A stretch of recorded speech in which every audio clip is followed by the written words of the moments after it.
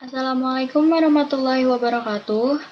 Perkenalkan, nama saya Anissa Mutia Rahmah dari kelas 12 MIPA 1. Di sini saya ingin menyampaikan pembahasan topik tentang kehidupan ekonomi pada masa awal kemerdekaan hingga masa demokrasi liberal. Di sini ada peta konsep yang terbagi atas dua, yaitu masa awal kemerdekaan dan masa demokrasi liberal. Pada masa awal kemerdekaan ada dua topik, yaitu permasalahan ekonomi dan upaya penyelamatan perekonomian Indonesia. Lalu pada masa demokrasi liberal ada tiga topik, yaitu pemikiran ekonomi nasional, sistem ekonomi liberal, dan yang terakhir kebijakan untuk mengatasi permasalahan ekonomi masa demokrasi liberal. Yang pertama, masa awal kemerdekaan. Pada masa awal kemerdekaan ada permasalahan ekonomi. Yang pertama, hiperinflasi. Hiperinflasi merupakan kondisi di mana kemerosotan nilai uang kertas secara berlebihan, yaitu pada masa awal kemerdekaan peredaran uang Jepang yang tidak terkendali, lalu ada berlakunya uang nicah yang menyebabkan peredaran uang saat itu tidak terkendali.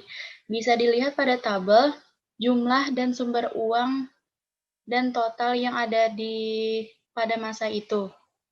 Mata uang Jepang jumlahnya 1,6 miliar.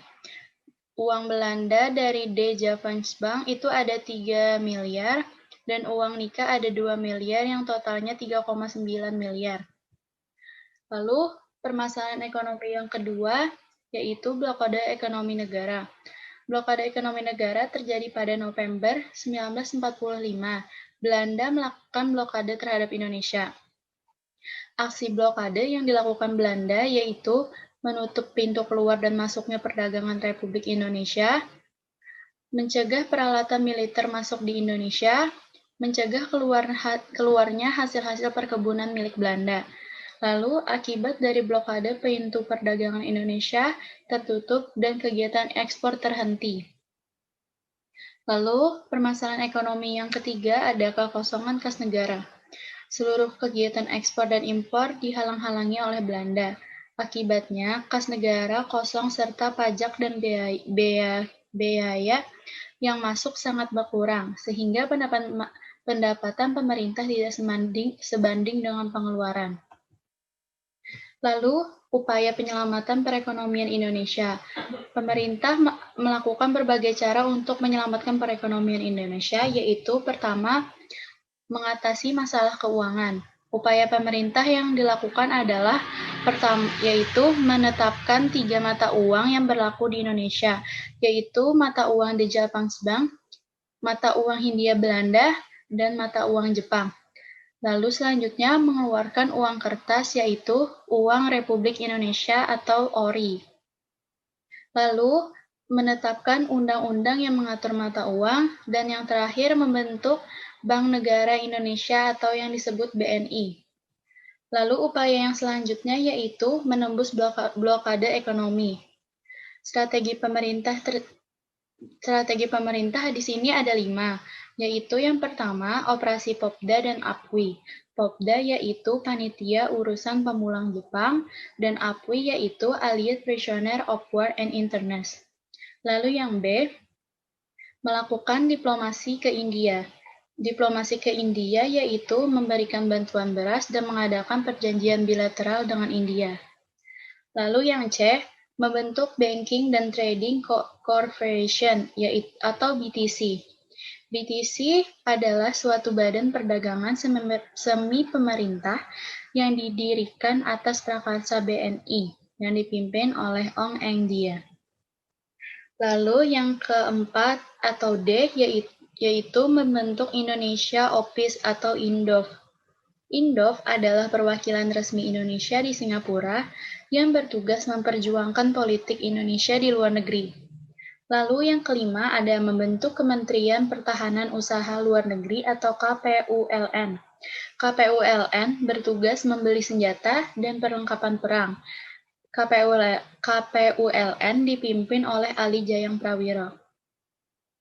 Berikut adalah tokoh penembus blokade ekonomi Belanda. Yang pertama ada Perdana Menteri Syahrir. Perdana Menteri Syahrir berwenang untuk menyerahkan keranjang yang berisi padi yang ditutupi bendera merah putih kepada perwakilan India. Lalu yang kedua ada Ong Eng Die. Ong Eng Die merupakan tokoh pemimpin BTC. Lalu yang ketiga ada Utojo Ramelan. Utojo Ramelan merupakan tokoh pemimpin Indok. Dan yang terakhir ada Ali Jayang Prawiro yang merupakan tokoh pemimpin KPULN. Lalu, upaya penyelamatan perekonomian yang ketiga yaitu menyelenggarakan konferensi ekonomi. Pada konferensi ekonomi ada dua, yaitu dilaksanakan pada Februari pada tahun 1946, yaitu membahas pemerataan bahan makanan. Dan yang kedua pada Mei 1946, yaitu membahas masalah program ekonomi pemerintah, masalah keuangan negara, pengendalian harga, dan lain-lain. Lalu yang keempat, membentuk Badan Perancang Ekonomi. Badan Perancang Ekonomi dibentuk pada 19 Januari 1947. Badan Perancang Ekonomi bertugas membuat rencana pembangunan ekonomi jangka 2-3 tahun. Lalu, upaya penyelamatan yang kelima yaitu melaksanakan Kasino Plan. Melaksanakan Kasino Plan itu yaitu rencana produksi 5 tahun. Lalu ada juga rencana Kasino Plan yaitu rencana produksi 3 tahun mengenai usaha swasembada pangan. Lalu yang keenam ada membentuk Persatuan Tenaga Ekonomi atau PTE, yaitu PTE merupakan hasil musyawarah kaum ekonomi Indonesia. PTE bertujuan menggalang dan melenyapkan individualisme di kalangan organisasi pedagang untuk memperkukuh ekonomi bangsa. Dan yang terakhir yaitu yang ketujuh, melaksanakan program pinjaman nasional. Pinjaman nasional akan dibayar kembali dalam jangka panjang 40 tahun. Pada tahun pertama berhasil dikumpulkan uang sejumlah 500 juta. Lalu, masa demokrasi liberal yaitu pada masa demokrasi liberal. Pada demokrasi liberal ada subtopik pertama yaitu pemikiran ekonomi nasional. Pemikiran ekonomi nasional yaitu sistem ekonomi kolonial yang masih mengakar kuat. Lalu Soemitro Djojo Hadikusumo merupakan Menteri Keuangan yang mencoba mempraktikkan sistem ekonomi nasional pada sektor perdagangan. Lalu ada juga RUP atau Rencana Urgensi Perekonomian atau juga sering disebut Plan Sumitro. Ini juga merupakan gagasan Sumitro yang berusaha untuk merangkul kaum pribumi kelas ekonomi menengah untuk menumbuhkan kelas pengusaha pribumi. Bisa dilihat itu adalah gambar Sumitro Djojo Hadikusumo. Selanjutnya ada sistem ekonomi liberal. Pada awal 1950 atau pada Kabinet Nasir, perekonomian Indonesia mengalami peningkatan karena faktor Perang Korea. Pada 1951, perekonomian Indonesia kembali tidak stabil karena menurunnya volume perdagangan internasional. Pemerintah belum mampu meningkatkan produksi dengan memanfaatkan berbagai sumber daya. Pemerintah mengalami kesulitan mengubah sistem ekonomi kolonial ke sistem ekonomi nasional. Berikut merupakan usaha pemerintah Indonesia dalam melepaskan ikatan ekonomi pemerintahan Belanda.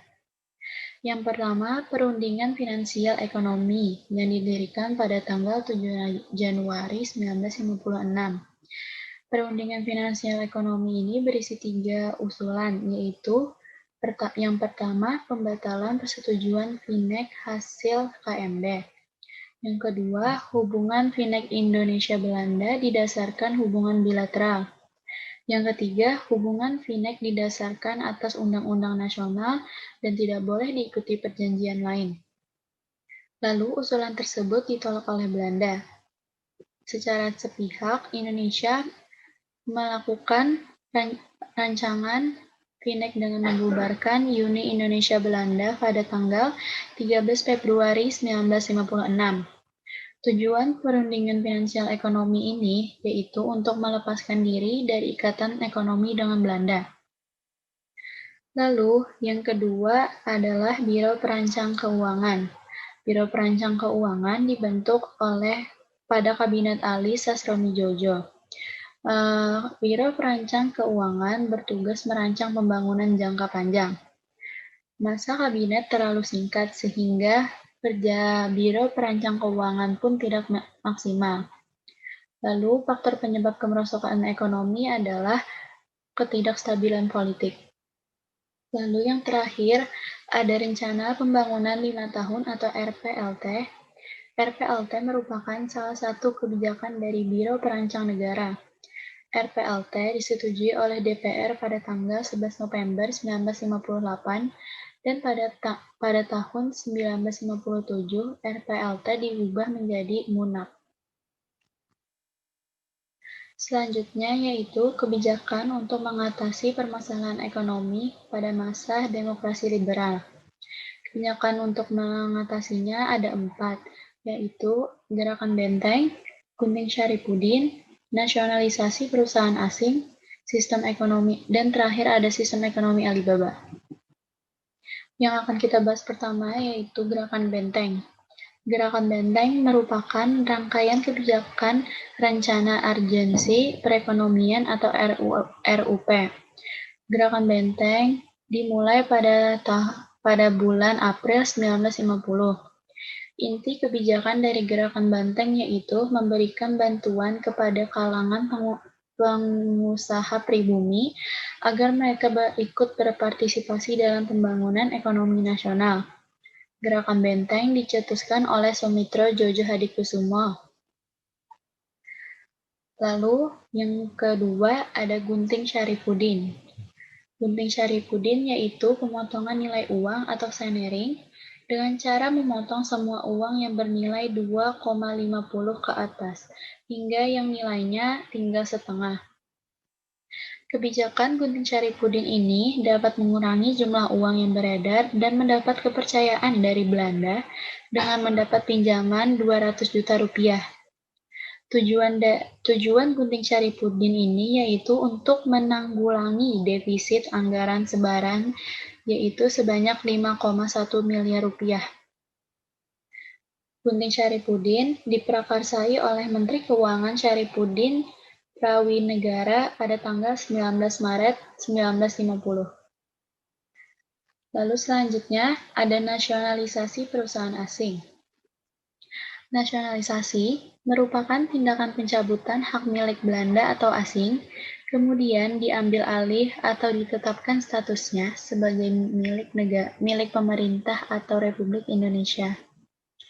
Ada 2 tahap untuk penasionalisasian perusahaan asing, yaitu yang pertama tahap penyitaan, pengambil alihan, dan penguasaan atau yang bisa disebut dengan di bawah pengawasan.